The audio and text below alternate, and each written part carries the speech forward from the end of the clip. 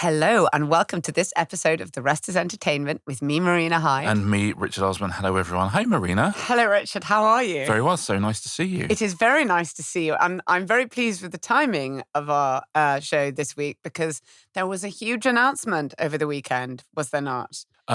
Yes. Yeah. Celebrity Traitors, that lineup. I was going to do a joke, but come on. So we're going to talk our way through that Celebrity Traitors lineup and tell you who is going to win, I think. My goodness. Okay, you can tell me that. And we're also going to talk about Linger, a 33-year-old song by the Cranberries, which is sort of everywhere at the moment. We're going to talk about when a song blows up like that in that way, sort of how and why it happens. Yep. And also we are going to get Marina's tip on who's going to be the new Bond. Yeah, just sell shares in whoever I say, but I have got a tip. There have been developments. The Rest is Entertainment is presented by Octopus Energy. Admin tends to require a little bit of encouragement, so submitting your meter reading now earns you a spin and the prospect of being quietly rewarded for it. Yeah, you can you spin, you can win Octo points, which you can spend in the Shoptopus. The Shoptopus. I mean, fair play. Well, whoever refuses a wheel and the opportunity to get something for nothing? Well, it's absolutely one of the mainstays of game shows, Wheels, because it has a randomness to it. And I've spent like weeks and weeks sitting just working out on the wheel, just going, okay, that's an extra 1,000, that would be 2,000. And then you work out how many bad squares there are. By the way, there's no bad squares on the Octopus one. But it's a mesmerising thing. So addictive. I know. Watching you want to keep doing it. They slow it down slightly. And then when you watch the contestants like leaning in like it's going to make a difference. And like lots of things with Octopus Energy, they're very good at gamifying lots of the sort of just normal stuff that you have to do with your energy provider and getting a free spin and winning Octopoints. It's a very good example of that. With Octopus, you submit your meter reading, you get a spin and a chance at Octo points for money off your bill or to spend in the most aptly named Shoptopus. Okay, we better get on to Celebrity Traitors. Yeah. Chuck me a thesaurus because I'm going to need new words of saying incredible booking. I have to say, shout out to the people, as always, who when this list came out said, there aren't any celebrities on it. Okay? I know. I'm so sorry that you don't participate in like contemporary entertainment culture, but you don't need to advertise it. Please feel free for us not to hear from you about this. There are celebrities on this list. Yeah, shout out to the Who crew. Oh my God, I can't stand it. Okay, there are celebrities on this list, and there are some absolute bangers in here. It's interesting, with 21 people, you start looking through it, and you go, okay, that's good. And then you look through it again and think, oh, I've missed them. Oh, I missed them. There were so many. Yeah. And you think of all the potential alliances and potential buddy movies. How should we do it? Should we just sort of go through them? Because some people might not know the whole list, but certainly if you do know it, you'll want to know who's going to win. There's a lot of comedians. Yes. Too many, I think. It's interesting that they've put both Rob Beckett and Ramesh Ranganathan in, who obviously do very, very many things together. But I sort of feel now light entertainment, it's like Ramesh is now, it's almost like he's one of the building blocks of life itself. You know, when on a planet, they say, well, there is water, so life can be supported. In light entertainment now, it's like, is Ramesh on it? Okay, life can be supported. Here's the problem with Ramesh, is he's brilliant. Yeah. And he's brilliant at everything he does, and he's a really, really nice guy. But yes, it's one of those things, it has a ubiquity to it. I think the interesting thing with Rob and Ramesh is they think we'll put them in, it's always fun to put a partnership in there, like a double act or a husband and wife. I don't think enough people know they're a partnership. I don't think enough people have seen Rob versus Ramesh and those things. So I think it's just two more comics to go with Joe Lycett and James Acaster. All very different comics. But I don't, they can't do that thing where they make one of them a traitor and one. I actually think that's too obvious. Yeah, I don't think they can do that thing where they make one the traitor and one But the problem is, because you've got nothing to hold on to in those early weeks, people would assume they've done that. Yes. Anyway, so it's slightly a hiding to nothing. I mean, Ramesh should be delighted to be voted out after a day. He's so busy. But that is the thing with Ramesh. He does do everything, but he does everything well. Yeah. You know, it's what are you going to do? Acaster will be fascinating. Anyone who has a public image which feels a slightly heightened version of themselves, which I always think James slightly does. Yes. Although it's not a particularly heightened version of himself, I think it's fascinating to see them after a couple of days in that house. I think, the same way that we have with Joe Wilkinson. But yeah, I think having 4 male comics there, I think is, I understand why you're not going to say no to James, you're not going to say no to Joe, and then the Rob Ramesh thing as a partnership. But I think actually Joanne McNally might be the most successful of those comics. Yes. Because I think fewer people know her. I mean, lots of people do know her. She's got a lot of profile in the last couple of years. But I think people will really fall in love with her, and I think she won't take any nonsense She from could anyone. be a bit of a dark horse, I think. A bit like actually Sharon Rooney. I think she could be a bit of a dark horse. Yes, everyone who meets Sharon Rooney falls in love with her. Yeah, and I think she could be very, very good. Ingrid, when the list came out, just went, I cannot believe they've got Sharon Rooney. I was like, yeah, no, I think it's a good booking. She goes, but why would she do this? It's really, really interesting that she would do that, to write literary novels. And then I said, I think that is Sally Rooney. Oh my She was God. like, yeah. That would have been the most hilarious booking of all time. Yeah, Sally I know. It Rooney. was when I saw King Kenny, I was like, oh my God, they've not got Dalglish. Yeah. If I would be imagine? unable to speak still now if Kenny Dalglish was going on it. But, So King Kenny is an influencer. Yeah. And it tells you about the march of time that it's acceptable to call yourself King Kenny. Yeah. I mean, there's a new King Kenny in town. Is that okay? Is that okay now? Well, I am shocked, but apparently it's okay. Yeah. And I've only just got over there being a new Kylie. Now we've got a new King Kenny as well.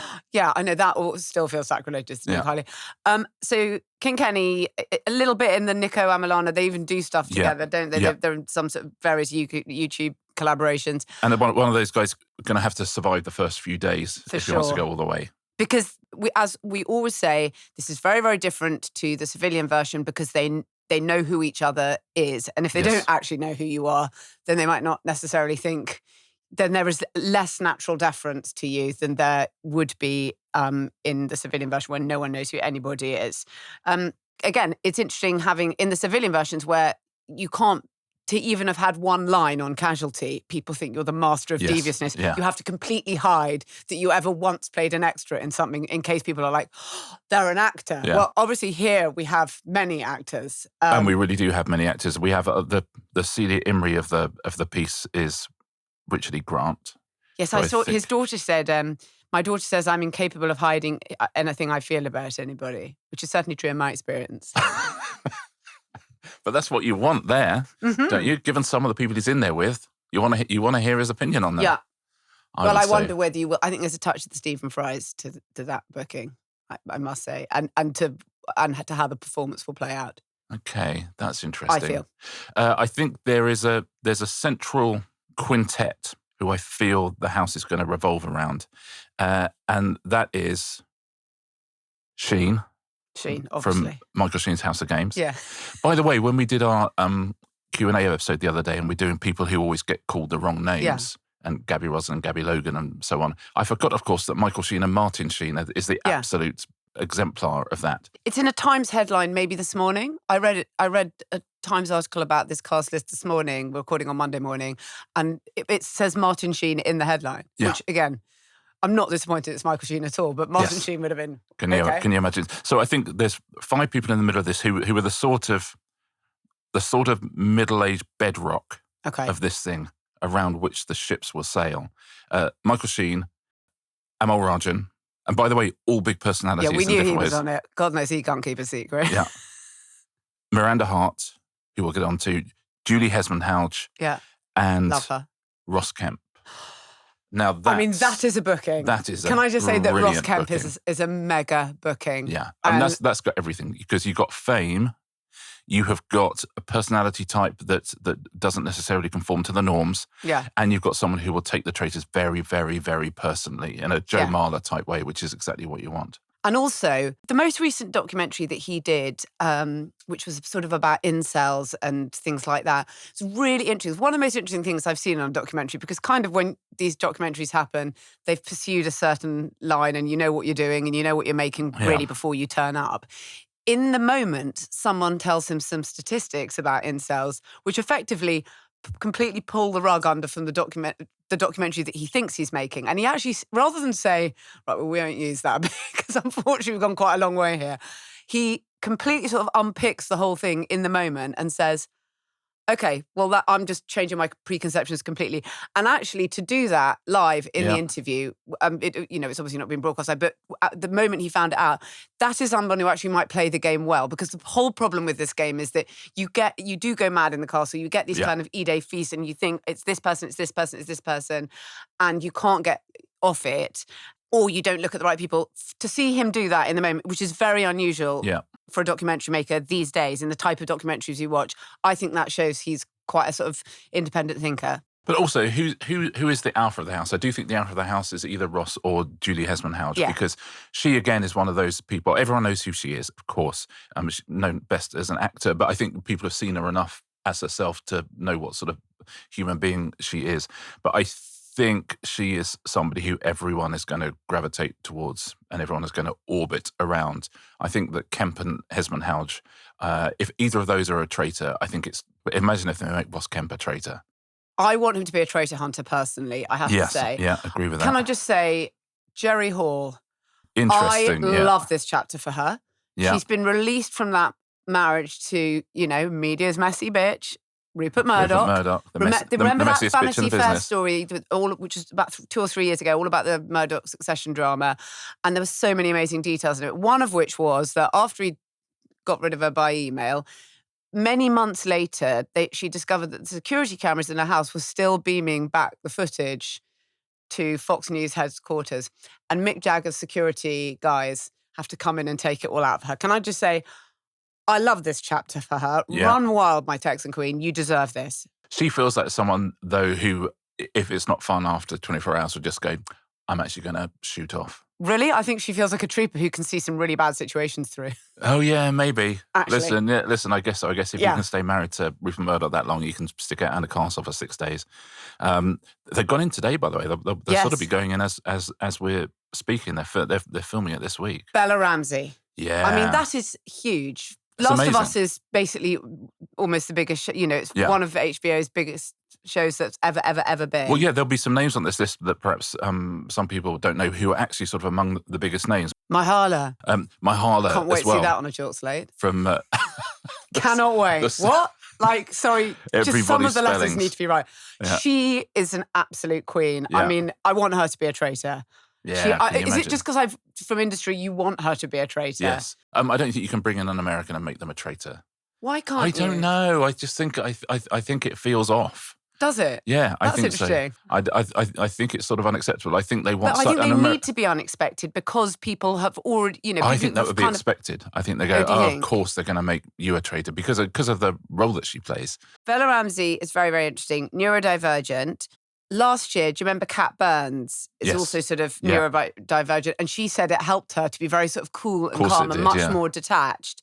Bella Ramsey said heightened sensitivity to social cues and micro expressions, insane levels of visual perception. Amazing. Is the way that their particular brand of neurodivergence has been described, self-described, by the way. So could be an excellent player, and I think will be. We've got Jerry Hall can take under her wing Leanne Pinnock and Maya Jama. That's going to be a group of people who will enjoy each other's company. Surely, there's so many people in this show. Every time you look down the list, I'm still missing a couple of my favourites who I'm going to get to. Who I'm going to get to. Oh my God, there's one massive favourite of mine. Oh really? Well, listen, should we do that? Who's your favourite? There's two massive favourites. First of all, our stablemate, Hannah Fry. Correct. I think this is absolutely great for her. I think she's about to blow up even more. Amazing. She is very much the Nick Mohammed of the piece. Yeah. And also, sort of in a similar role to Nick Mohammed as well. But less likely to actually maybe get in her head in the last minute. I don't know. Anyone can. That's the beauty of the Traitors. Funnily enough,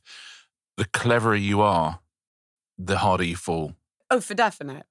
And the more you're perceived as a sort of automatic authority figure, it can be. But certainly, if for example, there's a head, Professor Hannah Fry and Ross Kemp are going, knocking chunks out of each other across the eviction table, that I would like to watch. I don't know who I'd call it on for there. I mean, exactly. But I can tell you that Mr. James Blunt. Yes. Correct. What? Those are the two I was leaving. Okay. I love him. I almost want to group him in with the comedians. Perhaps we should have. Yes. I was going to group him in with the Rajan Kemp Hart axis, but I think actually that he sits somewhere outside of that. Yeah, he is. He will not get inside his own head particularly, I don't think. No, but he will, I think, charm people. He, as you say, he has the capacity to be funny, but he also has the capacity to say, well, the thing about me is I'm just a simple musician. I'm not a comedian. I'm not an actor. Yeah. I'm just a guy in a castle, and this is how I see it, which is a useful way to play it. Yeah, has been in the army, can deal with, you know, the sort of terrible light entertainment privations of this show. Yes, Ross Kemp can talk to him about being in the army. Yeah. Ross Kemp can talk to all of these people about something. Yes, absolutely. One of the people here I wasn't aware of, I am now because I've looked at his work, is Sebastian Croft, who will bring a constituency to it. Yeah, because big in his demographic, you know, actor, musician. But as we said just before, it's difficult when you're one of the younger people. There is a sort of natural age difference in the show, or it certainly was last time, to kind of hang on through those first few days, because if they don't know who you are, they're rather more comfortable with dispatching you. But then, again, lots of people who didn't know who Cat Burns was. Yeah, of course. And it depends what role they have within the game. Yeah. I mean, that is a big miss for me, I have to say, about this booking list. Now I know it's not Kenny Dalglish. There's no one from sport. Yeah. And I think that's, it's a shame they didn't have someone from sport. I might have lost a comedian and had someone from sport, to be perfectly honest. Yes, I know exactly what I mean. And by the way, because of the way these things work, they probably had one 3 days beforehand, and but I've heard the names of a couple of people who pulled out who would have been a lot of fun, I think. But I think they've landed upon a very interesting group, and there's enough people in there, the James Blunts of this world, the Hannah Frys of this world, who are just going to be great characters in there and going to bring an incredible presence to it. Maybe they've got a sport backup, because there's definitely one in there that I think could go to pieces and not stay the distance. So there's maybe they've got someone that they're going to bring in just in case. That's interesting. Do you want to be quoted on who you think that is? No. Okay, I gotcha. So I'm thinking I'm the producer of Celebrity Traitors. I'm not. This is a thought experiment. I wouldn't be here if I was the producer of it. Above all, you are professional. I'd be up at the castle in Scotland. But if I was choosing the traitors, who would I go for here? I'd definitely go for Sheen, for sure. Martin Sheen, I would have. Maybe even Michael.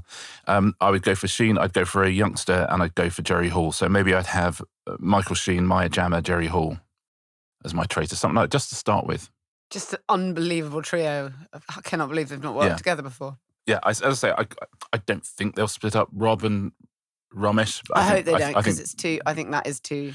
Well, because it's much Remember, funnier. these people are all entertainment literate, so they do all know about Rob and Romesh having a double act. Yeah, but I really want the two of them to, suspect each other, but both be innocent. That's the funniest storyline there. Yes, agreed. If they're both assuming that one of them is a traitor. And, I imagine that some of the buttons they will push, some of the little tasks that people have to do, I imagine they will try and turn Romesh and Rob's suspicions on each other. But is that who I would go for? I would definitely go for Sheen. Yeah. Although he'd be funny you have to think who's funnier as a faithful. And Sheen would be a funny faithful because he gets very, very, very passionate.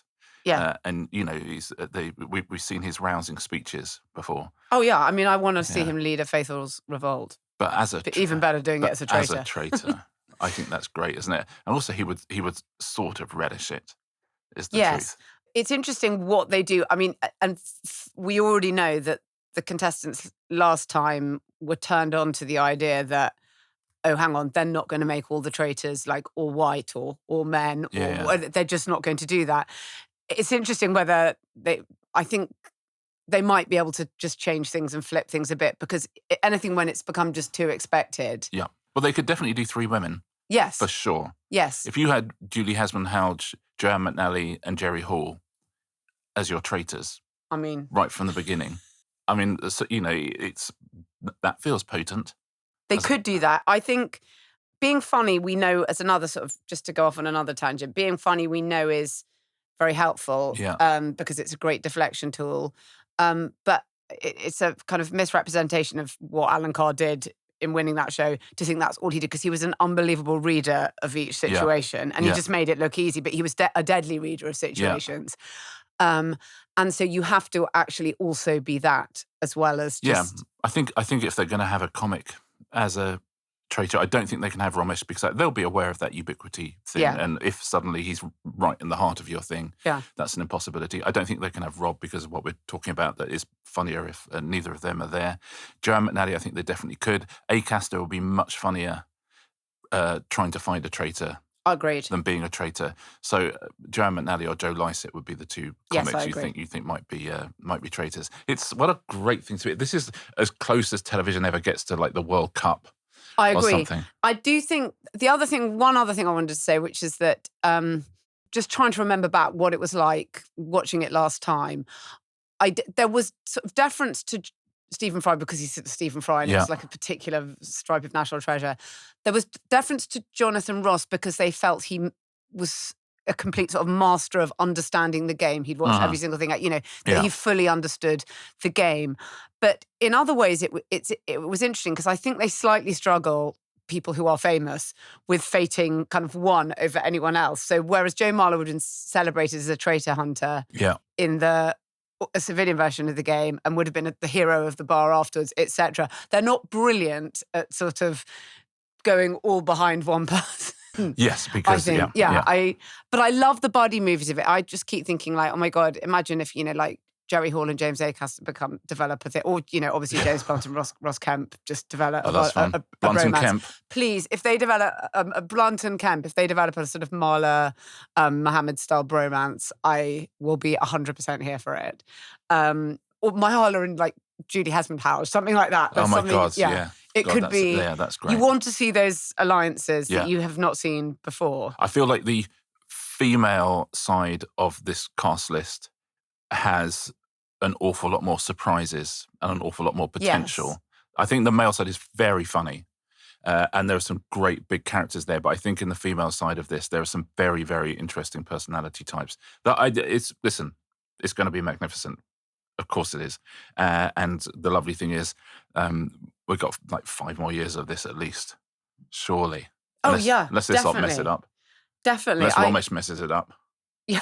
For us all. It's amazing how good they are at keeping it secret now. When you see how big it is and that, they're at the airport getting every photo of them coming off the planes. Yeah.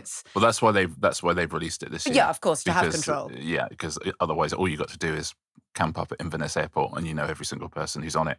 Because no celebrity is being driven to Inverness unless they live in Fort William. Yeah, which I just don't think Jerry does. Yeah, I don't think she does. I believe she lives in a fort. I do not believe she lives in Fort William. Richard, I couldn't pick it, but who do you think could win this? I mean, it sort of depends who the traitors are, but let's assume there's a 50-50 chance a traitor wins or a faithful wins anyway, which the statistics are not crazily different from. I would say, can I pick 3 people? Yeah. James Blunt. I was going to say, yeah. Joanne McNally. Yeah. Julie Hesmond-Holt. Those are my 3. I'm not seeing anyone outside that. Professor Hannah Fry will be great, but I think again she will be too dangerous for people. If anyone, as we know, who is recruited late to become a traitor, that's if what it's you want. any of those would be the strongest position, and any of those could take it, then particularly as someone like Julie Hesmond-House, especially if she's functioned as some kind of slightly mother-like figure within the kind of reality TV family. And, listen, we must never bet. And it's just a reminder that, we predicted who was going to win the last one. And we did not predict Alan Carr, but I don't suppose anybody in Britain predicted Alan Carr. No. Certainly after the first episode. and that's the joy of the format. Yeah. Well, I must say we will be talking about it non-stop when it's happening, which will probably be in October, I should think. After the break, James Bond and the Cranberries. United at last.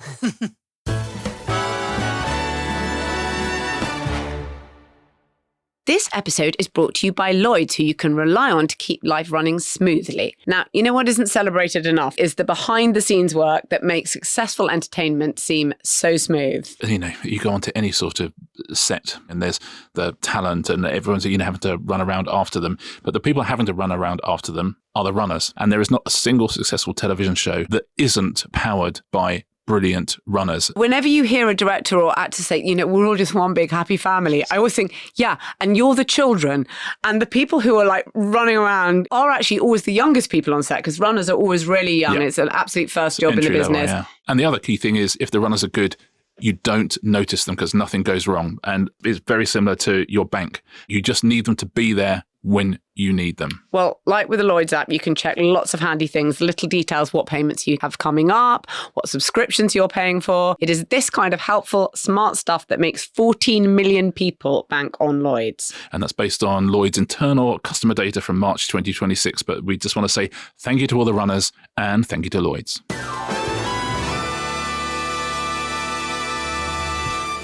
Welcome back, everybody. Now, as promised, we're going to be talking about Linger, a song you might have heard all over the place recently. It's 33 years old. It's a Cranberries song. And I think the backstory of this song was that it was one of the very first ones, if not the first song they sort of wrote. And yes, I think Dolores O'Riordan wrote it when she was 17. Yeah, I think she'd been like dumped at a disco or something. Which was the original title. Yeah. It's now getting millions of streams a day. And I think it's so interesting. I want to talk about what happens.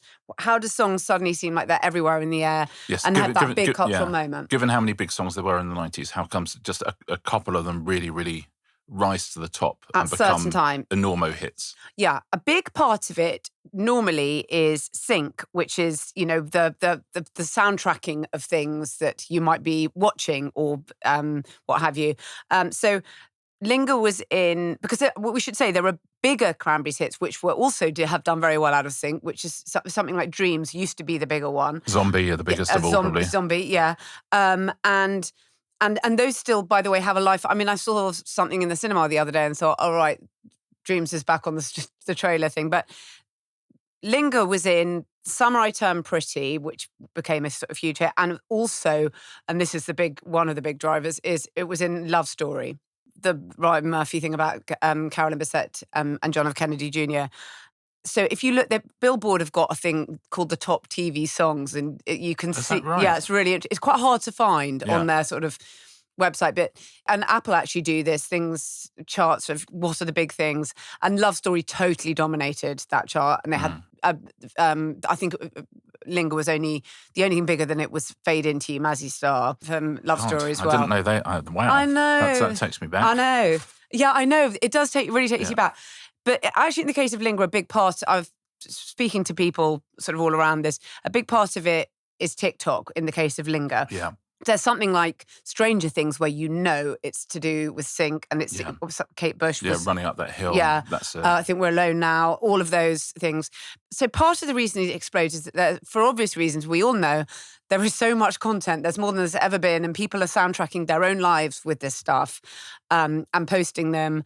And when these things get put into playlists and people, your Spotify algorithm notices it's never getting skipped, then they push it even further. Netflix shows help because they have the most eyeballs probably. But if you look at something that happened like, I don't know, Heated Rivalry, which was on that Canadian streamer Crave, but it went to HBO. What happened to Tattoo then, where they had Tattoo in a sort of club scene, and it became absolutely huge. So talking to people who are sort of involved in this, it's really interesting. I find the moment in the drama that it's played makes a massive difference to how big the song gets. So, like the end of Grey's Anatomy, for example. Yeah, that's the absolute. Yeah, that's an absolute gold standard of this. Summer I Turned Pretty. It was really in a scene. I don't know if you've seen the show. If you haven't seen the show, it doesn't matter. But it was in a scene, a sort of breakup-y type of yearning. That word, we're going to come back to yearning. It feels like we've been talking about yearning for 2 years, but it's just the kind of big zeitgeist word of the time. In Love Story, it was the morning after Carolyn Bessette and John F. Kennedy Jr. first woke up after having slept together. So it was the next day. Tearjerkers really help. Yeah. If you can get your artist's song on a 2-minute emotional scene, this is why the kind of big sync moments used to be things like the John Lewis ad, or the X Factor finale, or something like the Big Brother finale used to be this kind of, so you might have a band like, I don't know, like Elbow or someone who might be sort of naturally indisposed, should we say, to having their music on Big Brother or whatever, but it's like, sorry, you're getting a 2-minute montage of all the best things in the, in the highs and the lows. It can move it to number one the next day. Yeah.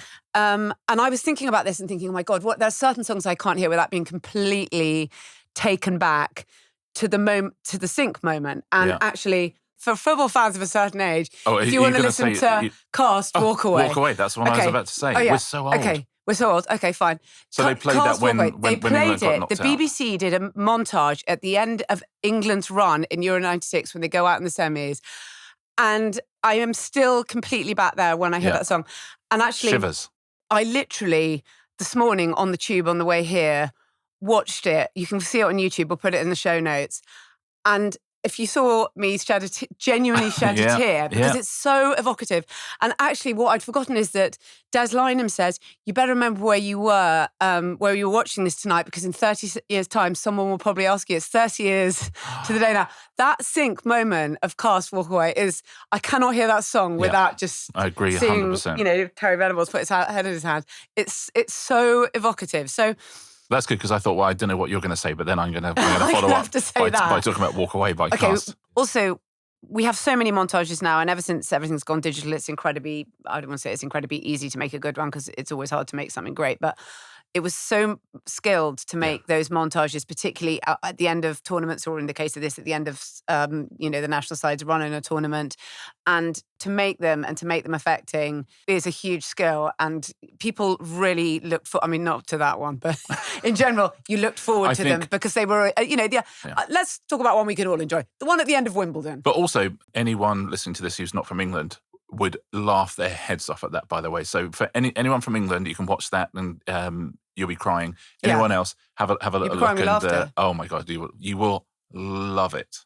Anyway, but what's happened is that because the whole business of soundtracks in general has completely changed. In the old days, soundtracks would sell millions of copies. You got a great soundtrack. People would go and buy all this. Now you see the film or watch the episode and you're like, oh my God, and you can stream it on your way out of the cinema or the second the credits roll.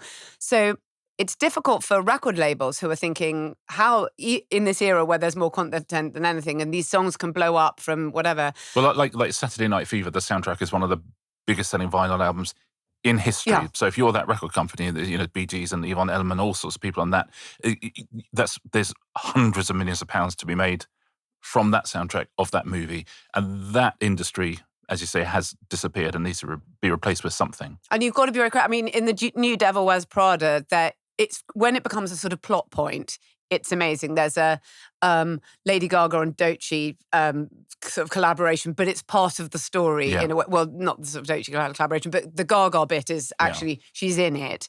But it's really interesting. So the record labels are trying to be sort of more creative, and they're sort of creating soundtracks and music concepts themselves, and then using that as a trigger or a centerpiece around which to develop a script. So it's kind of totally flipped, because you might as well use the money to kind of develop things that way.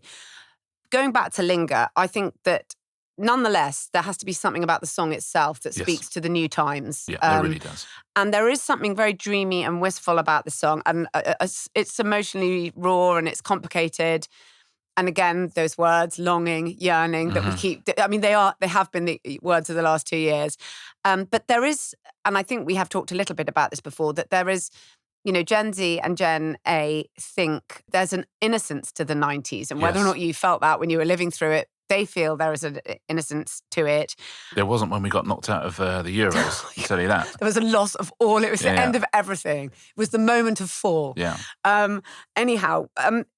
It's interesting, breakup songs and what's happened to breakup songs to some degree. Breakup songs these days, we know that we're now living in an era very, very much dominated by female artists. They're quite angry, breakup songs nowadays. They often involve another famous person or a person who the audience is able to sort of pass all the lines and think it's about. There's something very different. Yeah. And there is an innocence that they feel that speaks to people in something like Linger and these songs where people go back to them. And that's why they're kind of, it's another reason why people think that there's something pure about a time that we don't live in now. Yes, I think there's also an ambiguity to the lyrics. If you literally just cherry pick the very small amount of that chorus, it doesn't have to be a breakup song, it can be a love song. Yeah. And if you've got a song that could be a breakup song and a love song, then everyone can use it in any situation, and people do. There is something which is never spoken about when we talk about why does something go viral or why is something so massive. Why does a book suddenly take off? Why does a film suddenly take off? Sometimes things are just better than other things. But we never talk about that. We never talk about the fact that Linger, I remember first coming out, Linger, and just right off the blocks, it was an enormous hit everywhere in the world. My brother's band, Suede, were doing a US tour. They tried to crack America a few times, like a lot of the Britpop bands, and none of them managed it. But Suede went over and were doing this massive tour, and they took the Cranberries as support. And halfway through the tour, Linger went enormo massive, and they had to swap round. No. Who was yeah. On the billing? I mean, can you imagine? But the song hit immediately. As I say, Dolores O'Riordan, who's no longer with us, of course, wrote it when she was 17. That band, there's a reason why they've got 3 songs that have got over 1 billion streams on Spotify, right? They write unbelievably brilliant songs that have no barriers to you enjoying them, and so sometimes it's just good. People, we're talking to Paul McCartney this week for our Q&A thing. And by the way, thank you to everyone for their amazing questions for that. But again, there's a reason the Beatles got big. They just wrote better songs than other people. I mean, it's something that is interesting when you talk to people about this is that they say, who are very heavily involved in this, is that all of this stuff, this kind of exhuming and revival and kind of making very current again a song that's over 30 years old, it's all song-led and not artist-led. Yes. So actually, they like the song, they're not particularly interested in who the artist was, which to me is sad because, and Dolores O'Riordan was an amazing person, and it's very sad. It was a terribly sad ending, and she died at 46. Not that long ago, a few years, probably 7 or 8 years ago. And again, even with something like Stranger Things, they didn't suddenly become completely fascinated by Kate Bush, which, by the way, I mean, of all the people to be fascinated by, she's a very fascinating person. She probably loved it that they didn't. Yes. She's quite happy to just, to not have everybody kind of up in her business. But sometimes you seize it. And as you say, like Sophie Ellis-Bextor's Murder on the Dance Floor, which, again, that is a sync moment of extraordinary, like, it's all a pump, but look what happened. It was enormous in Saltburn. Yeah. And off the back of that, she is touring the US for the first time. Everything can sort of change from these moments. It's extraordinary that it can bubble back up again. But again, they tend to, you look at a song, I always think the most fascinating song of all, well, a sort of fascinating song is Mr. Brightside, because it's been in the UK top 100 for over 5 years now. But Iris by Goo Goo Dolls, I think is even more fascinating. That's an absolute key one of these. Which is, that's, been in apart from Christmases, that's been in the UK charts for the last 80 weeks in a row. You would recognise it if you hear it. It doesn't have the name Iris in it at any point, and so it's almost impossible to sort of recall it in your head what it is. But it's one of those ones that was a staple of X Factor and Pop Idol and all the American shows as well. And just one of those songs that is now going to be around forever. And that's the thing. I think we've spoken very briefly before about the canon of classical music and how that's it's slightly set in stone. I know things change, but your Beethovens, your Brahms, all of that lot. And that's what is going to happen to popular music. And now as these songs are sort of jockeying for position, and it's not going to be, albums are not going to be the canon. It's going to be songs will be the canon. 3-minute songs will be the canon. And Running Up That Hill will now forever be in that canon because it's poked its nose above. So will Murder on the Dance Floor. So will Linger now, I think. So will Iris by the Goo Goo Dolls. Those songs will be around for 100 years.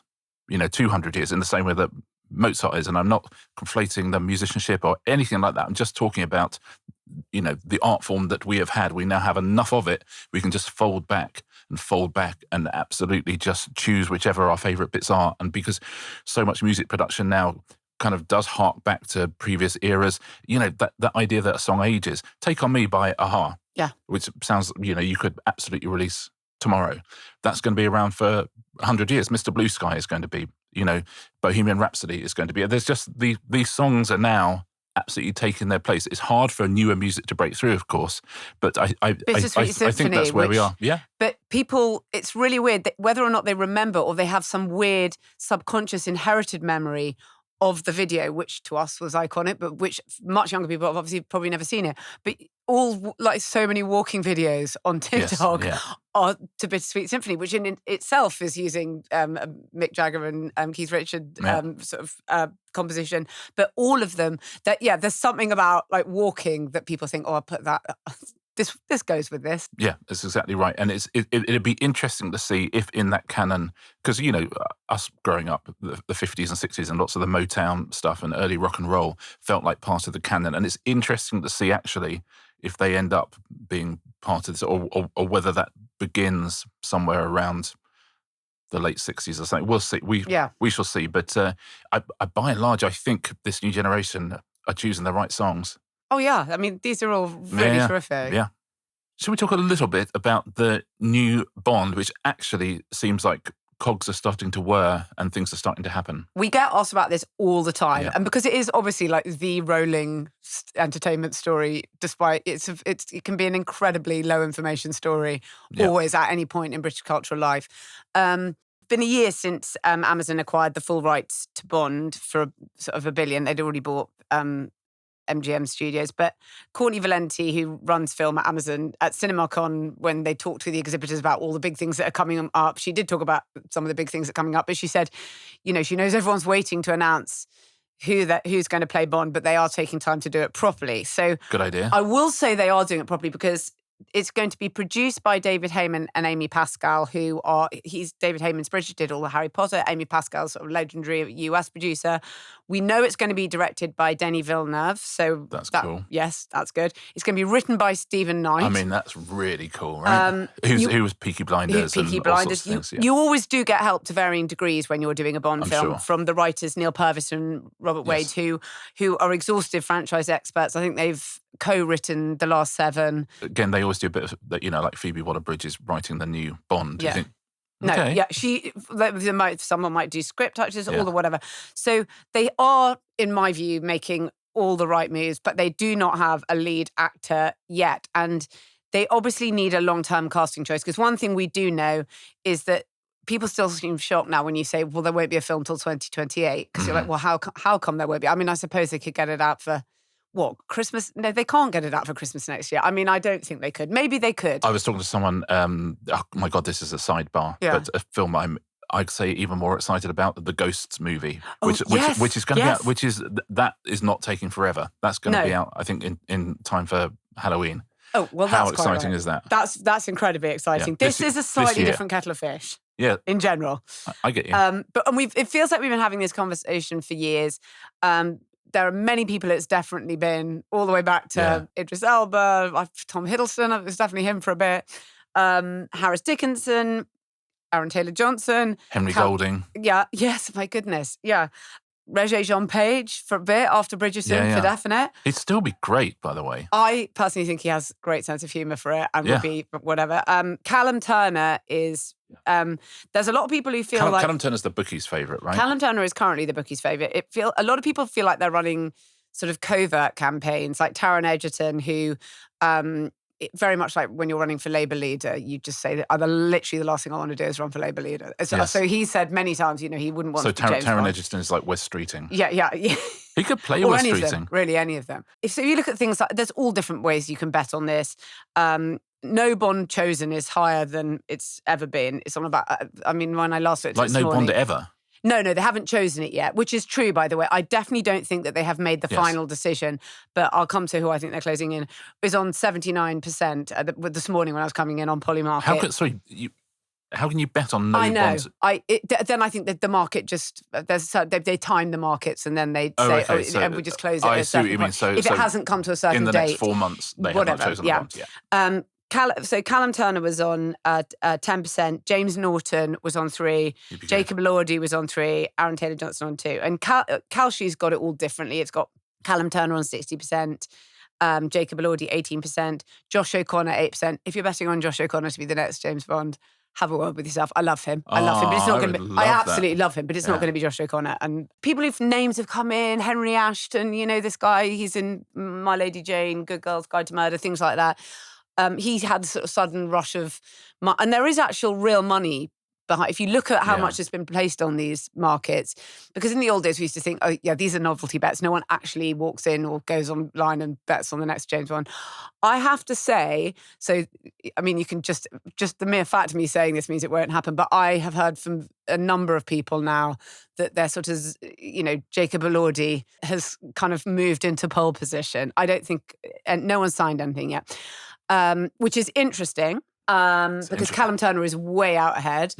But I've heard this, but as I say, just the mere fact of me saying but anyway, here we go. Let's at least treat it, let's dignify it. Yeah. Too tall for Bond. Well, that's interesting because I remember you were approached at a certain point by the security services, and I remember you thinking a 6'7" spy was maybe not the greatest disguise. Yeah, it's impossible. He's a 6'5" spy, so what would that be? I mean, yeah, so and looks like Jacob Elordi. I mean, yes, that's it. Again, I mean, the only way I could be a spy if they needed somebody to infiltrate the European Basketball Association. Or just get something off a really high shelf. I mean, listen, Stephen Knight, you know, your move. Yeah. Just a movie about someone reaching something from a high shelf. So it's interesting. First of all, there's lots of things that are interesting about Jacob Elordi, where he's doing it. First of all, you know, it's important.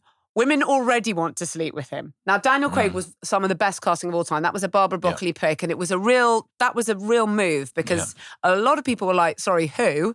And I don't say it. The second they saw the film, like, no, yeah, you're right. I do want to sleep with him. Yeah. So people already want to sleep with Jacob Elordi. He is Gen Z A-list. He's one of a few people you would say is definitely an A-list. It's interesting that they will have, if they did do that, they've totally skipped millennials. There'll never have been a millennial Bond. Well, it's been a long time. I mean, it's been a long time. It has, but it's interesting that, you know, when they don't where is our millennial Bond? Yeah, there was never a millennial Bond. But that, again, there's a franchise for you. If you're Amazon and you're trying to get as much, you know, out of Bond as you can, then let's do millennial Bond in a few years. And they will, by the way, be doing all of this. As we all know, there's going to be so many other things. I do think they have to have this decision in place before we start seeing the rollout. They don't have to wait for the film to come out to have other things necessarily. Because he's 28, Jacob Elordi, so he could easily do a good 10 years, that's what they really want, right? They want somebody who's going to own this for a generation.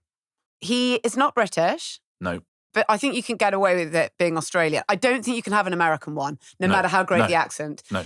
Even when you get like someone like Gwyneth Paltrow, her English accent is completely flawless. You can't have the male equivalent of that. We've seen him in Saltburn. His English accent is flawless. It's fine. Yeah, there was a point where, you know, all sorts of mad names have been put out there at certain times. Chris Hemsworth has pushed, again, Australian. Well, we've had an Australian Bond before, though. But yes, we have. Lazenby, and we've had two non-British Bonds, Lazenby and Brosnan. I think, it's I just don't think you can have an American. Oh, no, but Australians are essentially British. If you know what I mean. I mean, they're not Australians. We know that. But you know what we mean by that. Yes. We have a commonality. Yeah. But someone like Chris Hemsworth, who would have been totally wrong for it, but he's also so completely associated with another mega franchise.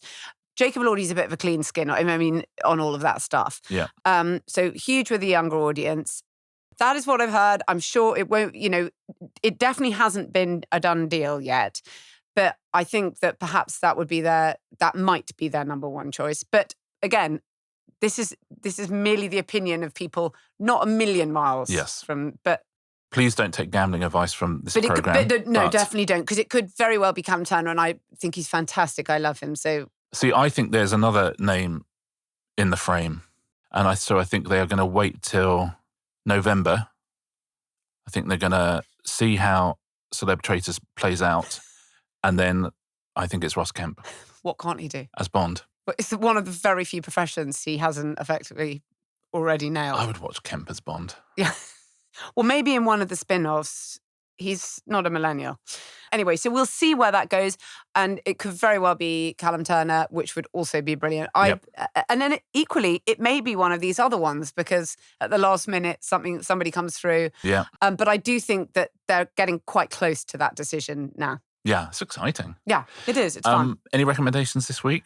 Yes, I do, actually. I really enjoyed Jack Lowden in a short film, which is about 15 minutes, called Vote Gavin Lyle. Okay. And it's you can see it on YouTube. It's directed by Anil Carrier, and he plays a politician. It's a satire. He plays a politician standing for effectively reform. And I just feel like Jack Lowden really, having spent quite a lot of time around lots of those type of candidates, I think he just somehow captures the brittleness and the fake self-deprecation and the sort of slightly disappointed venom of those particular characters. It's the most true to life that I've seen. And we're going to see lots more people standing for Parliament that are not necessarily in the traditional mould the policy. Now we live in a 5-party system. So I it's the most successful distillation of that particular vibe I've seen so far. He's very, very good in it. Remind me of the name again. It's called Vote Gavin Lyle. You can watch it on YouTube. It's like Lyle. 15 minutes. I would love Jack Loudon as Bond, by the way. Yeah, I know. I think he's magnificent. I absolutely love him. Yeah. Two recommendations really that have a connection. And the other Bennett sister on I am loving BBC, this. which is fantastic. It's a half-hour drama. Yeah, half-hour drama. My mum's an enormous fan of all of that. And she said, you know what? I loved it. So I thought, oh, great. It's written by Janice Hadley, who weirdly used to run BBC Two. Never commissioned anything from me, but she's done a great job here, to be fair to her. So she came good in the end.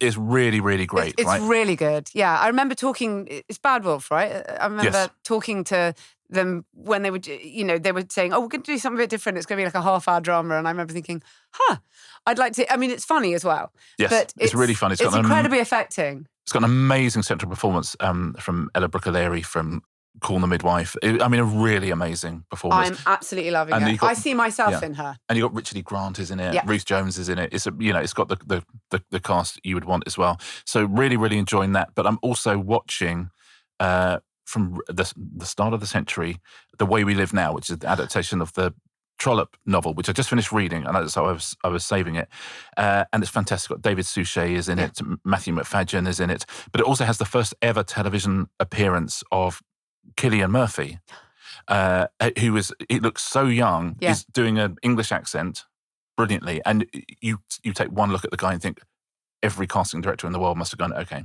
It was mesmerising, the eyes. I remember it so well. Absolutely amazing. Written by Andrew Davis, really, really good. And then I noticed that both of them are exec produced by Jane Tranter, 25 years apart. So that's I loved both of them. So the other Bennett sister and The Way We Live Now. The Way We Live Now is on Amazon. The other Bennett sister is on iPlayer. Right. We will be back on Thursday with a Q&A. And for our members, for a bonus episode, we will be talking about the Michael Jackson Pepsi advert incident. This is when his hair caught fire, and we'll be discussing it as a cultural moment. Anyway, if you want to join for ad-free listening, it's therestisentertainment.com. Otherwise, we'll see you on Thursday. See you on Thursday.